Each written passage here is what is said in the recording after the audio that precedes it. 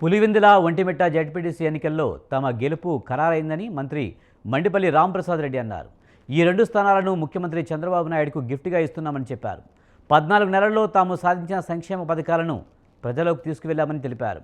ఎన్నికల్లో వైసీపీ గెలుపుకు కుట్రలు చేసింది, కుట్రల్లో భాగంగానే వివిధ రకాల ఆరోపణలు చేశారని మండిపడ్డారు.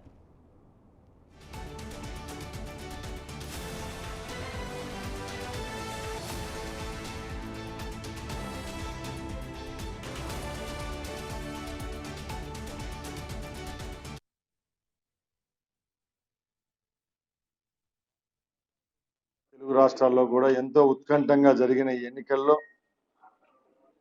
తెలుగుదేశం పార్టీ అభ్యర్థులు గెలవబోతున్నారు.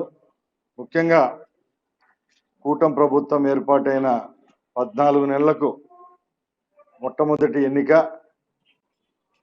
మా ముఖ్యమంత్రి గారికి మేము చేసిన అభివృద్ధికి ఒక బహుమతిగా ఇచ్చేదానికి ఈ రెండు ఎన్నికలు గెలిపే తాత్కారం అని తెలియజేసుకుంటున్నా. సోదరులారా,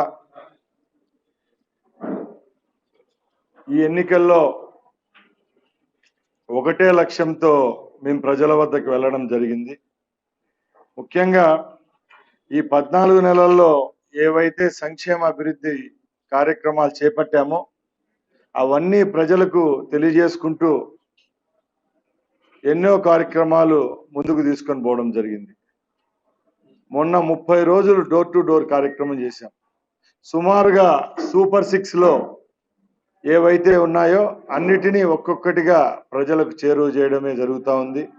దానిలో భాగంగానే ఈ 15వ తారీఖున చివరిదైన ఫ్రీ బస్సును కూడా ఇచ్చేదానికి ముందే అనౌన్స్మెంట్ ఇవ్వడం జరిగింది. రాష్ట్రమే కాదు, పక్క